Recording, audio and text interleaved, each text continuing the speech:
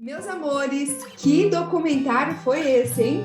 De tirar o fôlego. Eu já recebi várias mensagens de vocês falando sobre Eliane, não vejo a hora de sair a sua análise. Pois bem, chegou o dia. Faremos a psicanálise do documentário Os Três Estranhos Idênticos. Pois bem, poderia ser uma história fictícia? Poderia, e das boas.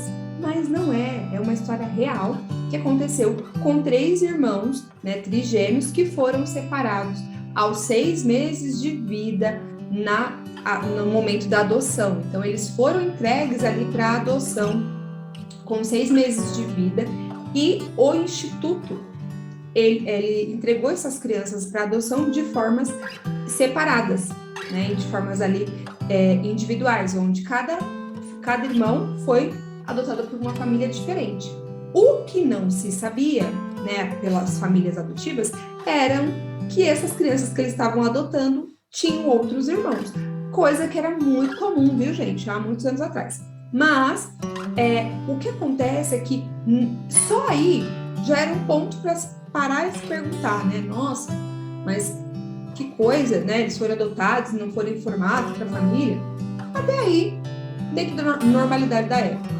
Mas havia questões muito mais complexas, muito mais obscuras por trás disso. E nós vamos falar nesse vídeo de hoje.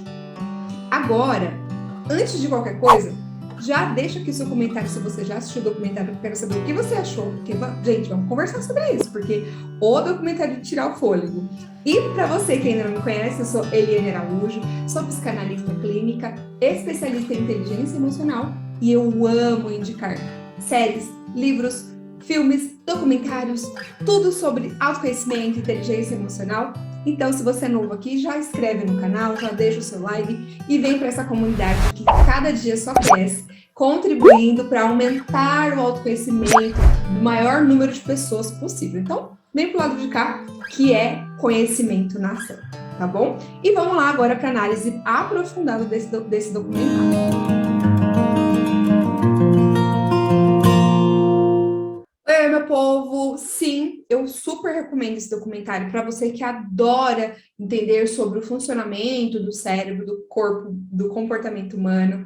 Vale super a pena, mas se você não assistiu, não tem problema, você vai conseguir acompanhar aqui e depois você assiste tranquilamente. Mas eu preciso te alertar que sim, nós vamos dar spoiler, porque não tem como eu fazer essa análise sem dar spoiler do documentário, tá bom? Mas vamos lá. Primeiro, o ponto principal aqui é: as crianças foram adotadas por famílias diferentes, sem os pais saberem dessa informação, e de uma forma inusitada, apesar de terem sido ali separados na adoção, eles se encontraram na vida adulta quando começaram ali na faculdade, e por serem trigêmeos idênticos, muito parecidos, eles acabaram sendo reconhecidos por amigos justamente por conta da similaridade, não é mesmo?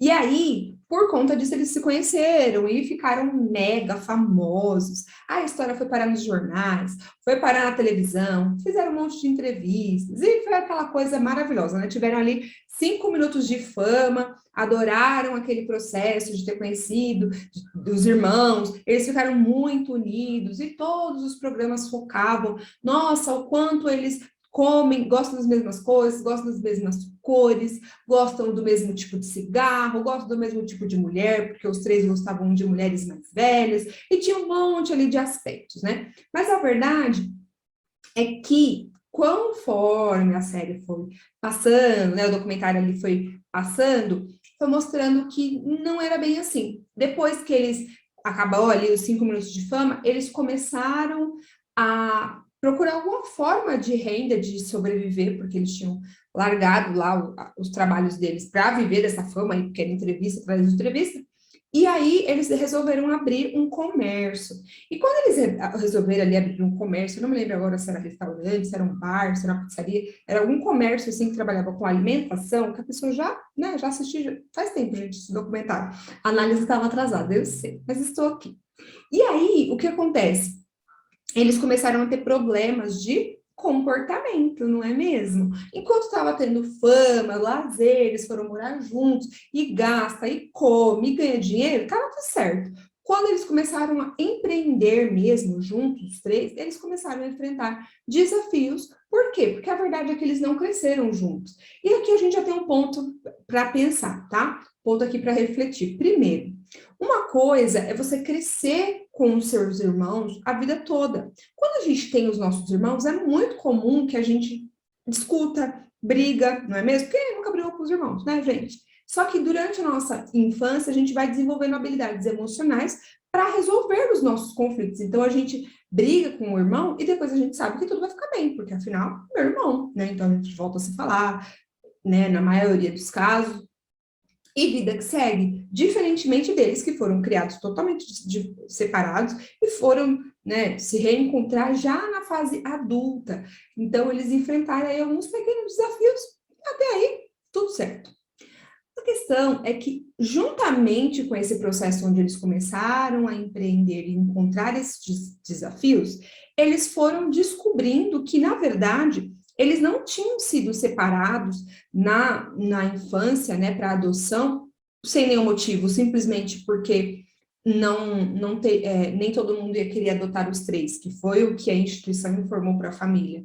Ah, a gente não falou para vocês que eles tinham outros irmãos, porque vocês não iam querer adotar os três irmãos. Então, a gente não falou nada. Na verdade, não era bem isso.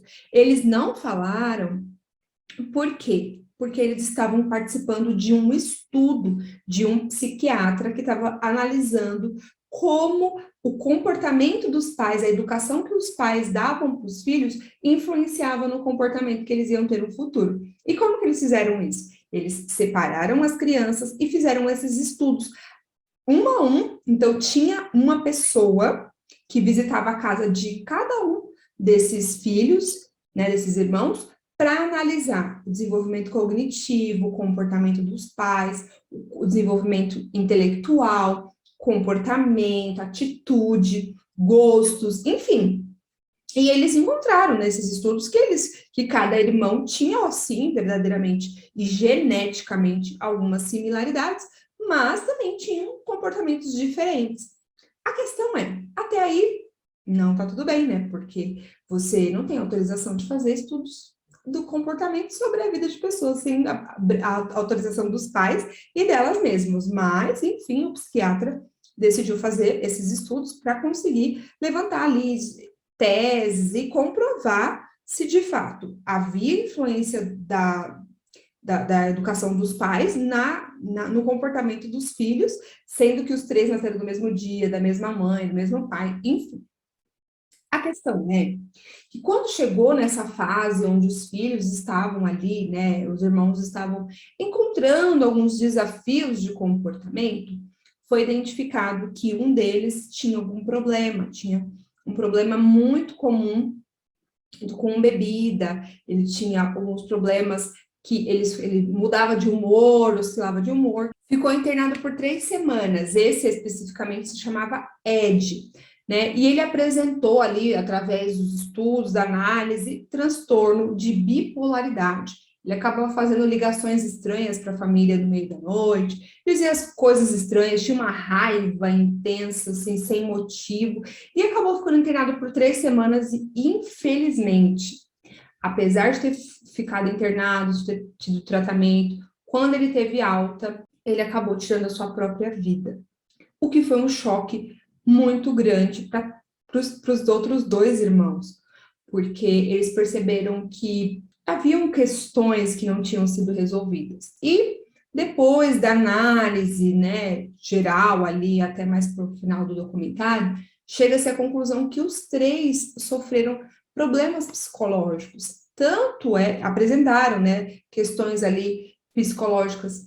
Tanto é que quando eles eram bebês, eles informam 2 deles, né, os que estão vivos, falaram no documentário, né, eles relatam que com 6 meses que eles foram adotados, os pais adotivos falavam que eles ficavam o tempo inteiro batendo a cabeça na parede até desmaiar. O outro ficava segurando a respiração até desmaiar. E isso foi justamente, né, claro e obviamente, a distância, a saudade da separação com os outros irmãos. Não somente com os irmãos, mas até mesmo com a mãe, né? Então, assim, a gente vê uma questão ali muito, muito delicada, que foi tratado apenas com um estudo, né? E aqui eu não quero entrar no mérito, se foi ético, se não foi ético, se devia, se não devia.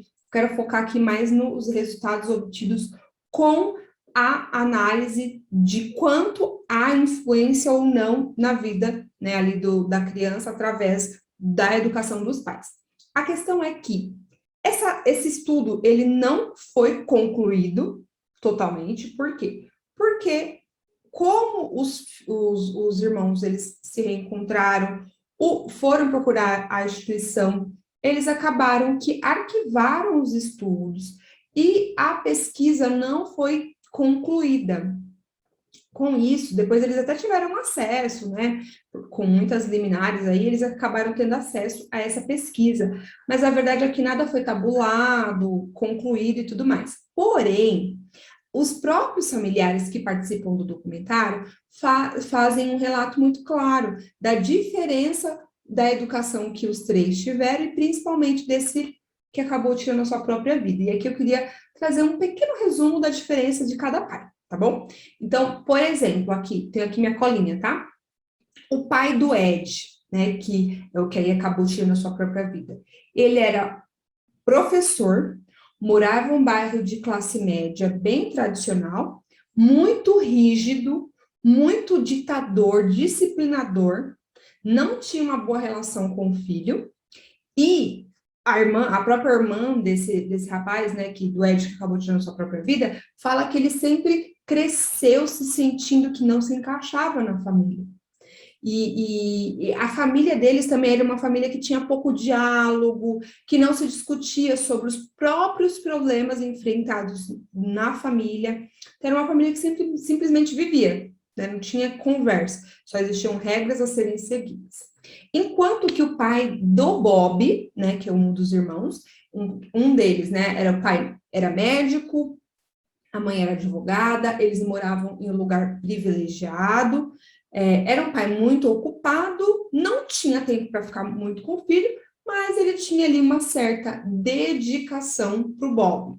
Até então, ele também fala que enfrentou várias dificuldades na vida adulta, né, questões de ordem psicológica e tudo mais, mas nenhum diagnóstico como o Ed chegou a apresentar. Já o outro irmão, que se chama o David, né, os pais dele são pais imigrantes, que eram pais comerciantes, operários, então eles tinham ali uma vida muito simples, mas o pai especificamente do David era um pai muito generoso, muito carinhoso, muito amoroso, muito motivador, tanto é que quando os três irmãos se encontram, o pai que era mais, né, generoso, ele já agarra eles, já fica grudado neles, tanto que os filhos, né, os outros irmãos, se sentiam até parte tinham ele como pai até, porque ele era muito carinhoso, muito presente, enfim.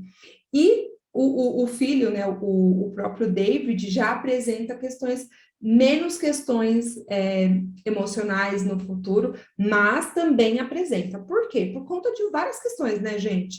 Então, várias questões estão envolvidas aí nessa história. Mas o que eu quero trazer aqui de forma conclusiva para vocês desse documentário? No final, tem até uma fala, né, de um dos repórteres que fez esse relato desse documentário, que ele fala assim: acredito que genes, né, que é a nossa genética, e o ambiente são grandes concorrentes, mas ele fala isso como jornalista e não como uma pessoa que tem conhecimento da área, como um profissional de saúde mental, né? A questão é que o inato, né, que é a nossa genética, da forma como a gente nasce, e o adquirido, né, que é aquilo que a gente vai aprendendo ao longo da nossa vida, eles têm influência. Então, óbvio que quando você olha uma criança, você pega, por exemplo, os trigêmeos, todos eles tinham questões em comum. Por quê? Porque tinham os mesmos pais.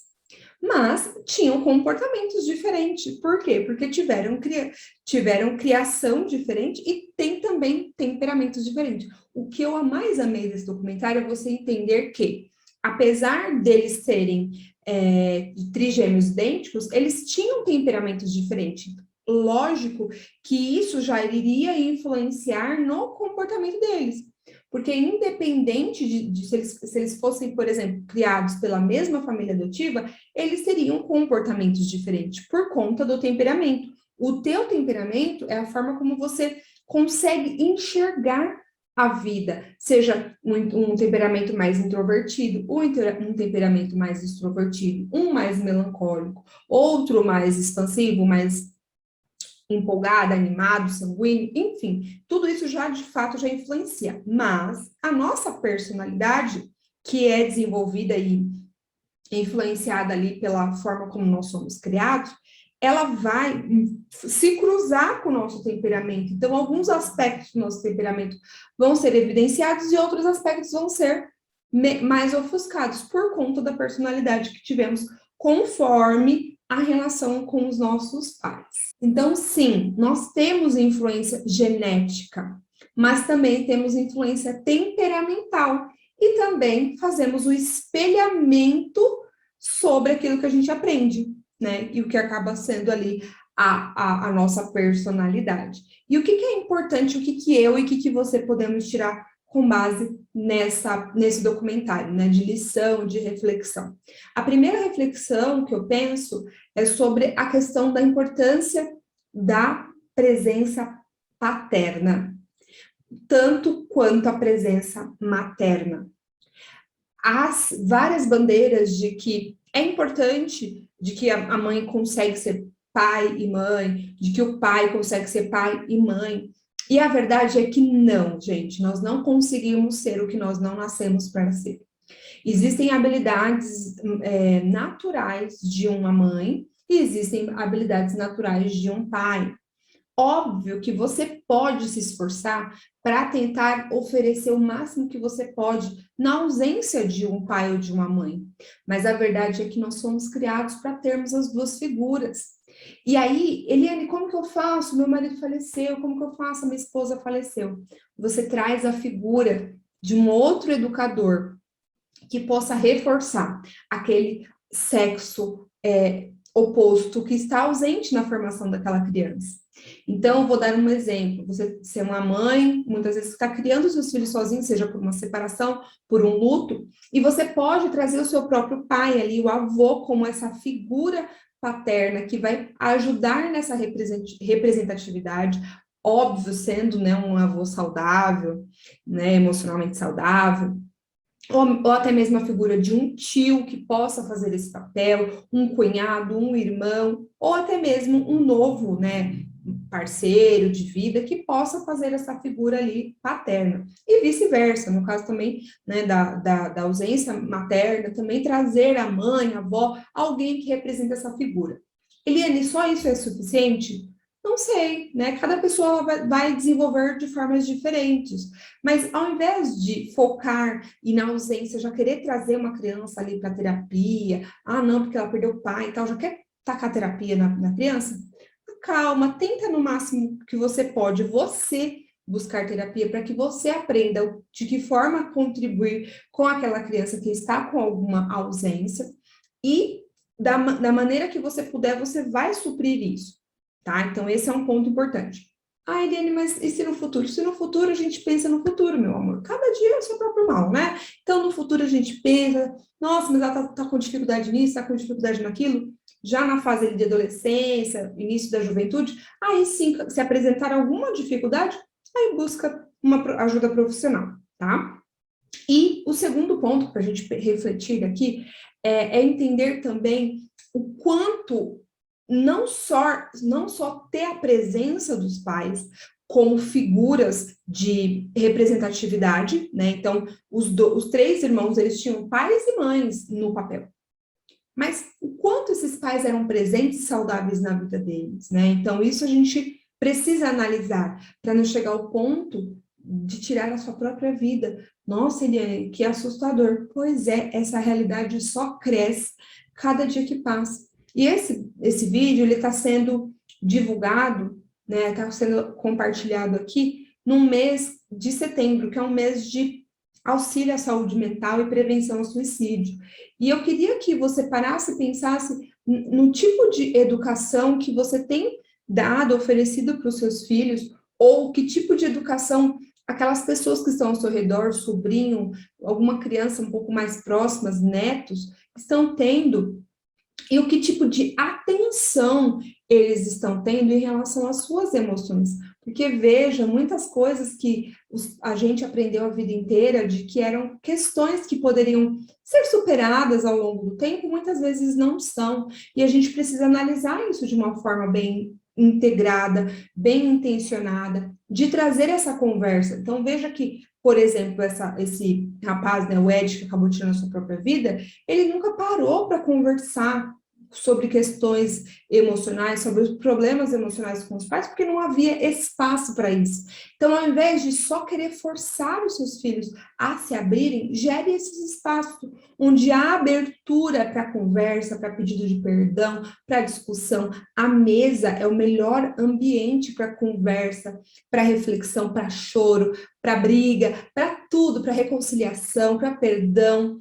É ali que teu filho vai começar a entender que ele é um ser humano com acertos, com erros, com potencialidades, mas também com fragilidades, e ele precisa encontrar esse espaço dentro da sua casa, dentro do seu ambiente familiar, para ele poder se abrir e se expor.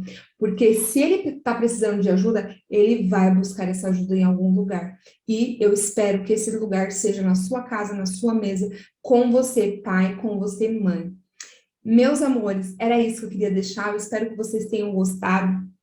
Se você gostou, deixa aqui a sua curtida, divulga isso para alguém e me fala que reflexões você tirou desse estudo, desse documentário. Deixa aqui nos comentários que eu vou adorar ler os comentários de vocês. E se você ainda não me segue lá no Instagram, corre, porque lá eu tô todos os dias com stories, lives, divulgando e multiplicando esse conhecimento para que a gente possa trazer mais leveza e principalmente, né, respeito nos nossos relacionamentos, cada um respeita na sua individualidade e proporcionando autoconhecimento aí para o Brasil, para o mundo, e me ajuda nessa missão divulgando esse vídeo.